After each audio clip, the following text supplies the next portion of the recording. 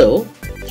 For those of you who attended my workshop I presented for LAGPA yesterday, Sunday the 8th, I wanted to clarify a few points about the WPATH SOC, pathology, dysphoria, diagnosis, and how they all apply to trans and gender non-conforming people. Gender identity disorder, or gender dysphoria, as the current SOC calls it, when used on documentation to diagnose trans and gender non-conforming individuals, can have devastating, far-reaching effects on that individual. For many, this diagnosis further traumatizes them and invalidates their true sense of self and personhood, not to mention makes them vulnerable to being outed, misgendered, and further discriminated against. It's just for standard billing, you might say. Well, just remember that until they took it out of the DSM in 1973, you, O cisgender, gay, lesbian, and bisexual viewer, were, quote, disordered.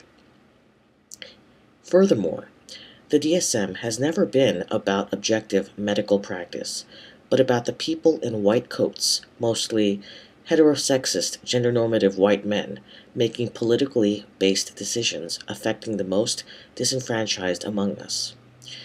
I would like you to go back to when gay was pathologized in the DSM, not too terribly long ago. Imagine if a lesbian or gay man were to see a therapist and see something like sexual disorder not otherwise specified, or homosexual identity disorder, or sexual dysphoria on their documentation, perhaps on their insurance forms. Remember, medical records and insurance documentation follow you your whole life. Employers, government, and almost anyone with a legal claim can have access to almost anything about you. Imagine if anyone saw such a biased, harsh label about you, contextualizing your sexuality, something innate, into a disorder to expunge. How would you feel if you were not out? How would you feel if you were out, but did not appreciate your sexuality painted in such a negative light?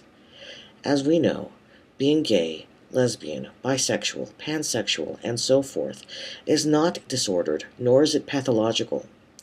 Rather, such a person may suffer from externally driven and internalized societal, cultural, and family-based shame, anxiety, and depression.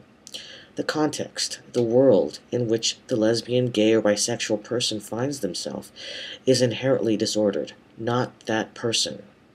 If you can, apply this to trans and gender non-conforming folks. They are not pathological.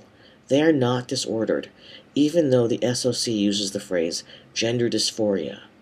As with cisgender LGBT folk, symptoms arise from having to skew oneself to accommodate an inherently disordered world, and having had that world impinge itself on the individual. If anything, the culture, society, and political systems in which we live suffer from gender intolerance, transphobia, homophobia, and genderism not otherwise specified, if you will. I hope this clarified some things a bit. Thank you.